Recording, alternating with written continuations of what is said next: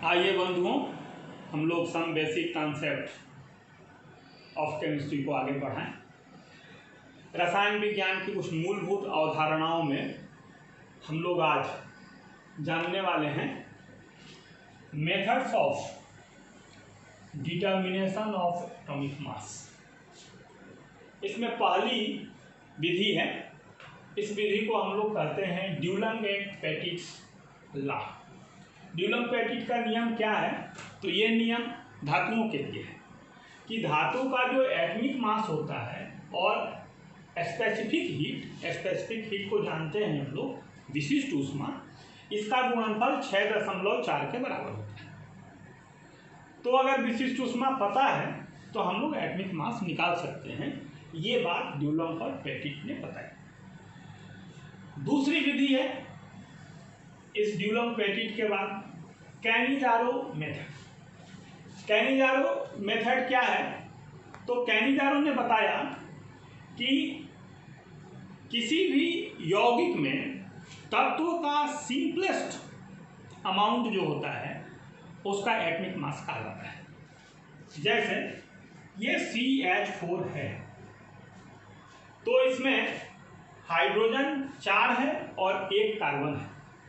तो हाइड्रोजन या कार्बन का जो सिंपलेस्ट वैल्यू होगा, यानी 4 हाइड्रोजन का यदि मान 4 है तो 1 हाइड्रोजन का मान जो 1 है वही मान एटॉमिक मास के नाम से जाना जाएगा। इसी तरह लॉ ऑफ आइसोमॉर्फिज्म क्या है? समाकृतिकता हम लोगों ने जाना है। हम लोगों ने ये भी जाना कि जो एटम्स होते हैं वो समाकृतिक होते हैं, सारी फिट क्रिया समाकृतिक होती हैं।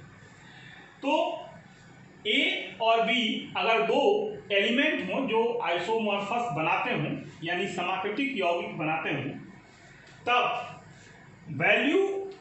Value of A reacts with certain value of another elements and value of B reacts with certain value of another elements. इन दोनों का अनुपात इनके द्रव्यमानों के अनुपात के बराबर होता है, यानी mass of A upon mass of B के बराबर होता है। तो इसका उपयोग करके भी हम लोग मास की गणना कर सकते हैं। चौथी विधि है, ये पहली विधि थी ड्यूलंग पेटिट, दूसरी विधि थी कैनिजारो, तीसरी विधि थी लॉ ऑफ आइसोमॉर्फिज्म, और चौथी विधि है bye vapour density of chloride of elements. Elements का कोई क्लोराइड है, उसके वेपर डेंसिटी की सहायता से। तो अगर कोई एलिमेंट्स का क्लोराइड है, आइए हम लोग किसी एलिमेंट्स के क्लोराइड को लिखें। Suppose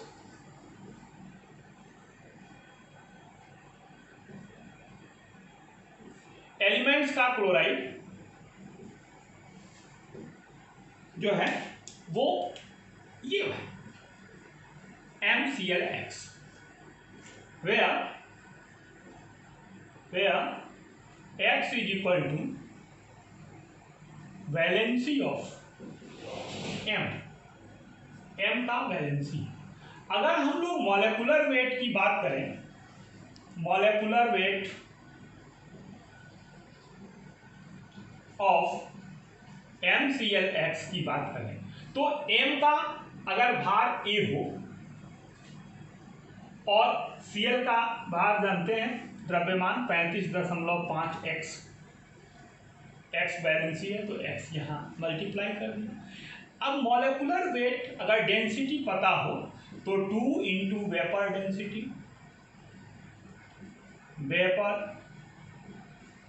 density, is equal to A plus 35.5 x, और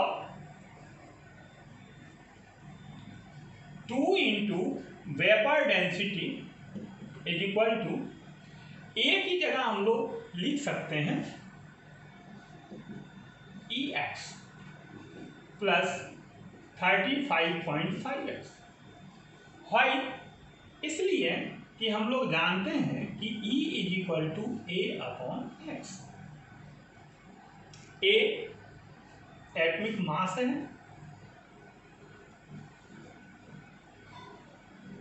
एटॉमिक मास है और x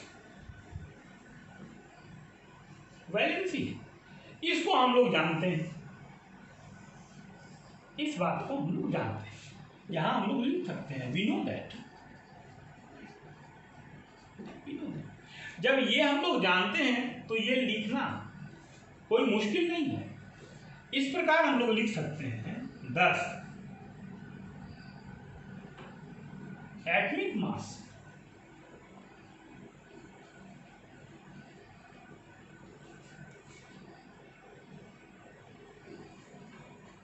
of m is equal to E into x।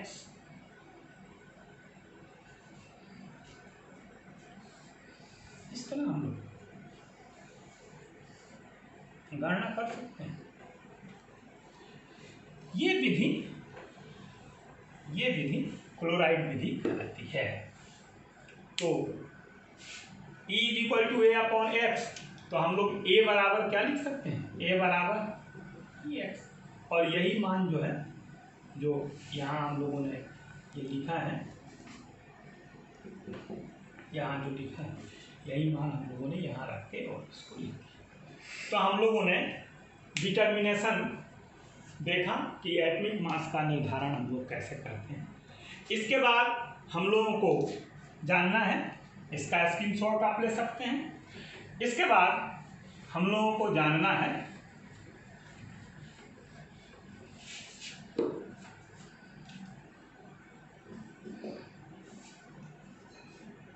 यूडियोमेट्री, इसको हम लोग बोलते हैं गैसमिति। गैसमिति क्या है, तो हाइड्रोकार्बन जो गैसीय होते हैं उनके गैसीय हाइड्रोकार्बन के मिक्सर का कंपोजिशन ज्ञात करने के लिए इस विधि का उपयोग किया जाता है।